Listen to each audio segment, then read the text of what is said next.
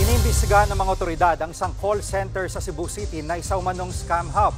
Live mula sa Cebu City, nangunguna sa balita si News 5 Visayas correspondent John Aroa.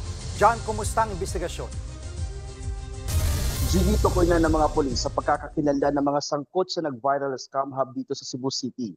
Nadiskubre ng PNP na investment scam ang ginagawa ng mga empleyado ng isang call center dito.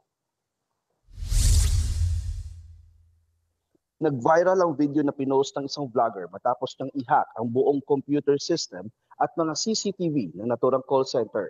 Niloloko raw ng grupo ang mga tinatawagang customer para maglagak ng pera sa faking investment.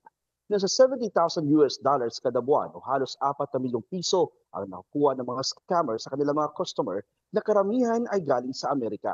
Isang taon ding minamanmanan ng vlogger ang mga scammer. Ayon sa pamumunuan ng Skyrise sa Cebu IT Park, nagusaling nirerentahan umano ng mga scammer, hindi raw sa kanila nag-ooperate ang nasabing scam hub. Pero handa raw silang makipagtulungan sa investigasyon ng mga otoridad. Sa pagsasagawa ng site inspection ng PNP sa lugar, hindi na nila naabutan ng mga scammer. Kukuha na raw ng cyber warrant ang mga pulis para mabuksan ang mga computer at ibang gadget sa loob. Papadalan din CIDJ ng show cause order ang pamunuan ng gusali. 30 hanggang 40 tauhan ang sangkot daw sa scam hub. Mga lokal daw ang mga ito dito sa Cebu. Ipapatawag na rin PNP ang vlogger na nag-post ng video. Jiggy. Yan si John Aroa, nag-uulat live mula sa Cebu City.